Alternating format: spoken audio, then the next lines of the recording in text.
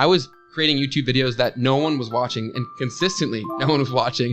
And then I made one video that I didn't think anything of too much. And 3 or 4 months later, it started getting thousands of views a day and was like my first big opportunity, and it changed everything for my channel. Hey everyone, welcome to Vivid Talks. Today I have a very special guest, Ben Leavitt, who is a social media educator. He creates social media information on YouTube and Instagram and also helps social media content creators build their branding full-time. I'm going to share with you his story and his journey of how he made this his full-time job. Hello everyone, welcome to Vivid Talks. Today we have Ben Leavitt, who is a social media educator, here with us today. Ben, would you like to introduce yourself and let us know what you do? Thanks for having me. Super happy to be here. And you described it pretty well. I'm a social media educator or strategist, whatever buzzword you want to attach to it. I call myself a social media nerd. So I run a social media agency where I help brands and businesses better utilize social media to grow their brand and community. And then I also have a YouTube channel where I help entrepreneurs and business owners better leverage social as well. That's really cool. So I'm just wondering, what actually got you to start making content? Yeah, funny story. So I was a football player growing up my whole life. So American football, that was my whole life. And I wanted to create YouTube content, but I always said, oh, I'm a football player. Like I'll start with that once I'm done with the sport, because I was obsessed with football. Whenever I do something, I really go hard on it. I made excuse after excuse, and I didn't start creating YouTube content. And then finally, I had a pretty traumatic injury. I tore my ACL in my knee. So for very, very bad injury. So my football career was now over at this point. The next thing that I did was, like so many people, I went to YouTube looking for some information and hopefully guidance as to what this process will be like and how to do it the best way. And much to my disappointment, there was little to nothing. And even what was there was either really old, outdated, or just really hard to watch. I kind of took that as the world pushing me into the content game. And so my first ever videos were about my ACL reconstruction surgery. Oh, wow. Yeah, so super weird niche, super weird way to get into it. Even those videos, I've since taken them down, but they had hundreds of thousands of videos. So I was kind of spoiled off the top with getting a ton of viewership because it was in a very underserved area of YouTube that a lot of people are searching for. But that's how I got into the world of social media like 5 years ago now. So what got you to transition from that aspect to your social media education now? Even all the while I wasn't creating YouTube content, I was a big fan of YouTube creators and also understanding how YouTube worked. Like I understood YouTube at a pretty deep level before I had even made a video. It was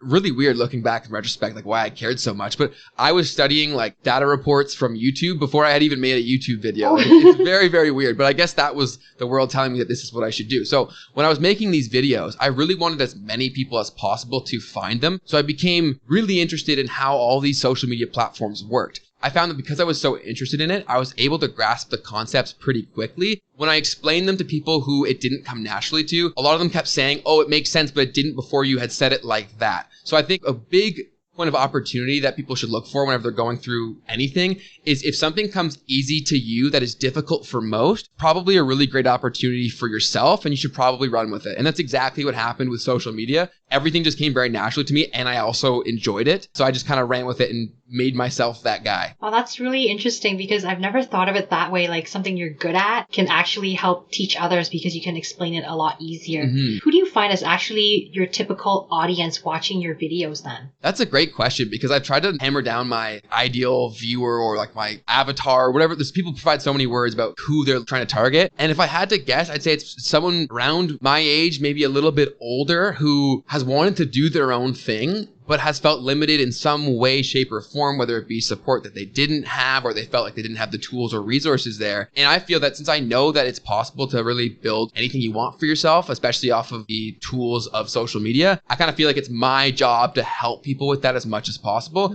to either take what they're currently doing and take it to another level or help them start and build something that they didn't think was possible for themselves. I feel like that's the real reason why I do it all. Are they enjoying your content? I think I provide some of the best information on social media out there. I think people come to me for information, but like that's it. So that makes for a very transactional relationship. It makes it more difficult to get consistent high viewership because they're usually there for specific kinds of information. So that's actually a challenge that I'm currently taking on is how can I take this principle of being deeply rooted in social media and make it more entertaining? So I'm actually looking at more creators like yourself and from other industries to take inspiration from of how can I make my content a little more entertaining? So that's currently something I'm working with. And one idea that I'm currently going to start implementing, actually I'll be filming later tonight, is I've seen reaction channels starting to do very well. So I'm going to position my kind of stuff as social media expert reacts too. And I'm going to start doing that across anything that's kind of relevant. So that's the next chapter. So we'll see how that goes. Yeah, I always wondered about that because there's so many education channels on YouTube. And whenever I need to look something up, instead of Googling, I want to watch a YouTube video of it. But then I don't necessarily follow that person, right? I think you're right. Like being able to do that engagement piece and getting some sort of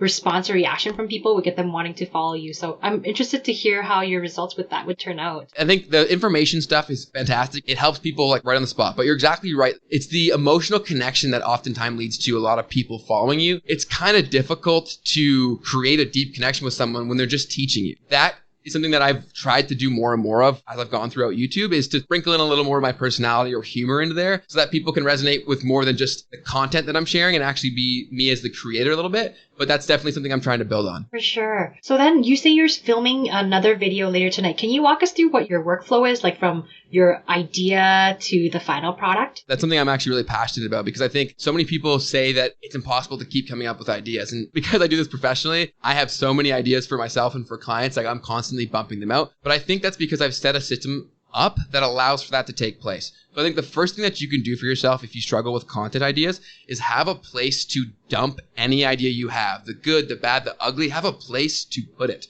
For me, that acts as a note on my phone. I walk around with this all the time. So that means I constantly have my notepad. So my brain runs wild throughout the day. So whenever I come across an idea, I instantly write it down in an assigned category for the platform that it's in. So whether it be TikTok, YouTube, Instagram, etc. So there's a place for it to go. Once I have that massive list, about once a week or so, I'll go in and pick through the ones that I think are actually good ideas and then start working backwards from how I'm going to actually create that. It'll typically start, if it's a YouTube video, with some SEO research. And then the next phase will be scripting and then filming, send it off to get edited. I then review that and then post it. Since it's like such a huge process, do you find that really difficult to juggle your content creation and also maintaining and running your business at the same time? It definitely can be. I think that's where batch recording becomes a necessity. So when I'm saying I'm doing these things, typically I'm doing them for like 4 or 5 videos at once. So the upfront effort has already been put there. Like you're in that zone, you're in that mode, you're currently doing the research or you're currently filming, whatever. I strongly recommend that you get as much out of that time while you're in that mindset as possible. And you'll see once you start to do this and you get into flow when filming gets a lot easier versus if you spread it out even a few days. If I come back to the camera, I can't get a word out. And it's very, very strange. So I'm just slowing down the whole process. So I think making batching as big of a thing in your process as possible is going to help you out tremendously. And I always try to have an extra few videos in the queue, I guess you will. That way I'm never falling behind, even if it does get too crazy with the business. But I also know that YouTube is a huge reason why my business is able to exist. I do prioritize it because it allows everything else to function. I think it's that initial, what's it called, like the inertia, going through that initial energy that you have to put in, deters people away from wanting to make content. Do you ever feel like you're under pressure that you have to post a certain amount of content per week, per day, just to keep up with your regular schedule? I put pressure on myself to maintain a schedule. I don't feel it so much externally, occasionally untrue. Like if I look at my analytics and see everything going down, then I know that that's probably my fault, especially if I didn't post. But I just try to keep it very regimented in terms of how many I'm going to post. The goals that I put on myself, they're very fluid, meaning if I find that I'm stressing so much trying to get 2 videos a week, I would just scale it back to 1. Because I think that value and the quality of a video matters more than the quantity of the video. And if you're compromising the quality simply for quantity's sake, then I think that's a bad decision. And I think you can go farther with 1 great video than 2 mediocre videos. And that's because these platforms are so competitive. So if you can get one thing that's great, it's going to really stand out. I just really listen to myself and my team. I lean on them too. Like anybody who I work with, I try to create a situation where they can be brutally honest with me. And if I send them something that's crap or it's not up to my normal standards, I want them to tell me that. Maybe I can reflect how I'm going through and where I'm prioritizing things, and maybe I should shift it up. But it is very easy to feel very pressured to get out a consistent content structure. And I would say just set yourself up from a position of success. I think a lot of people make the mistake of setting their bar too high to a point where it was unrealistic and then they completely fall off. I would rather people start with a very realistic goal. For you, say it's on YouTube and you're new to it, even if it's 1 video a month, if that's something that you feel really comfortable with right now and you can stick to it, that's what you should do. And then scale up as it becomes so easy and obvious that you should. Yeah, so you mentioned that you work with a team of people. So what actually got you to transition from working solo to a team? Because I think a lot of people who are in the creators phase stage, they wonder when is actually time for them to start bringing on help with their content. Yes. That is a very difficult thing to deal with. If you start off as a solo creator, there's a few things that go into it that make it difficult to add on. One is you've built this all up yourself, so it's your baby. And two, because you've been lean, you've never had overhead before. So you become so accustomed to every dollar you make or everything you output, like you get everything back. When you start throwing in more people, there's less of the pie to go around. You have to think about what is this going to become? And you got to think about where you want to go. If you're holding yourself back by doing things that somebody else could do either faster or better or both, then you are actually leaving things on the table for yourself. You're not getting as close to your mission as you could be. So for me, I was spending so much time on thumbnail creation and video editing, and I'm probably like a 5 or a 6 out of 10 for both. I don't have much creative talent. I'm better putting my time here and then more time on the business. So I would say outsource the things that you either don't like or that you're not good at to people that are. Again, start smaller and ramp up. The first people that I brought on was like inconsistent freelancers. And I tried that out. I didn't commit to anything too serious. And then after doing that, I said, okay, I do want someone on full time. I slowly built those relationships. I didn't just dive in. I made sure that it was something that I was comfortable with and that would actually work for me, and then scaled up from there. Very similar to how I would approach content creation in general. If you become like way too stressed, you also got to keep in mind that there's a value to your peace of mind. I truly believe that has a monetary value as well. So if you become way less stressed by paying a little bit more money, I think you're going to see the return on that in other forms of your life or in your business down the road. 100% agree with that. It's just if your quality of life really decreases, it's just not worth it. And the increased stress will actually affect your creative output as well. Getting help when you feel like you need to get help. Sometimes you might have to plan a little bit beforehand, so you're not at that breaking point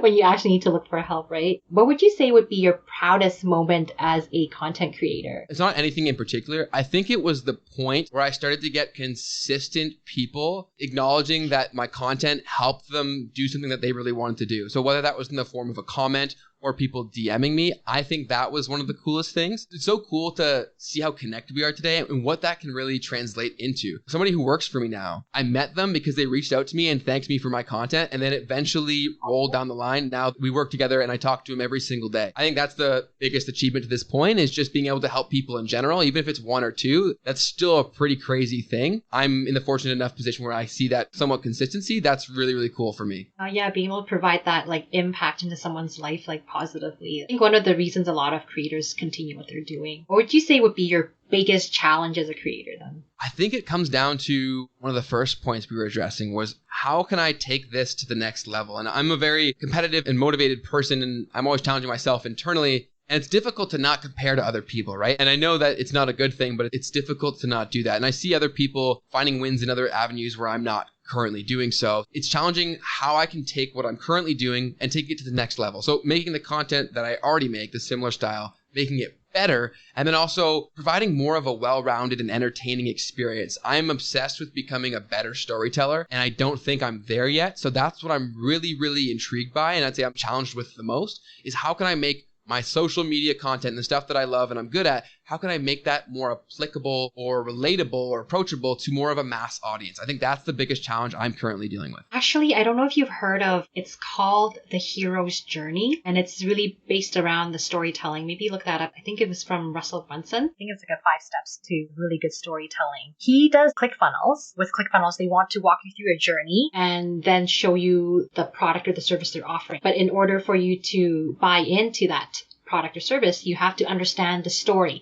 and he gives you the steps of how to build a good story. When I was creating my stories for my TikToks, I kind of took that in mind with having like the hook in the beginning, and then that really helped me with gaining a lot of reach for my TikTok videos. Yeah, awesome. Gonna have to check that out. What would be one piece of advice you want to give someone who's starting out as a YouTuber or a content creator? The advice, I guess, would be the same for both, but especially for YouTube, is play the long game. I think you only lose on social media if you stop doing it. If you keep doing things at all, and especially if you keep doing things the right way and keep doing them better and better, it's not a matter of if you'll grow on YouTube, it's when you'll grow on YouTube. And I think too few people have the resilience to stick with it past the point of discouragement. A lot of people, they get so easily discouraged because they're not hitting the numbers that they arbitrarily threw at themselves that they want to hit this figure, but they don't understand like what could happen. They're one video away from everything changing. And I experienced that personally. I was creating YouTube videos that no one was watching, and consistently no one was watching. And then I made one video that I didn't think anything of too much.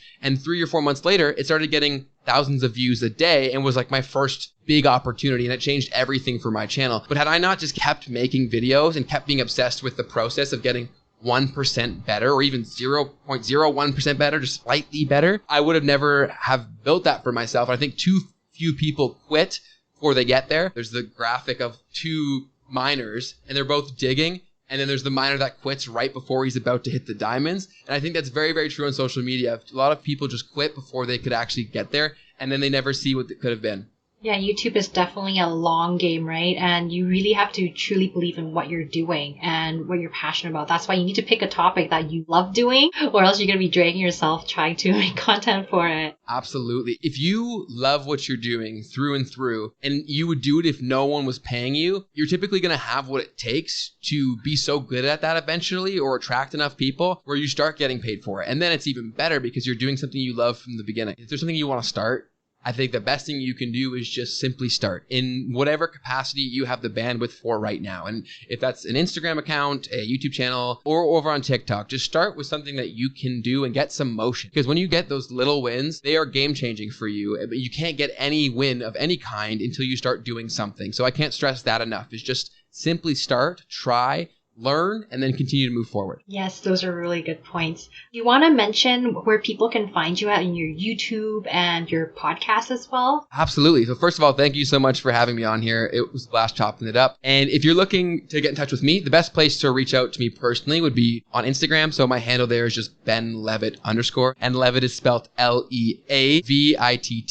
And then over on YouTube, it's just first name, last name. And then if you're a fan of podcasts, which you are because you're listening to this one right here, my podcast is called Social Media University. And we basically build on the topics that I talk about on YouTube. And I help people grow on social media with an episode every week. Thank you so much for your time. Really appreciate you coming on my show. And I look forward to seeing your success and work on your social media platform. Absolutely. Thank you so much. Appreciate you.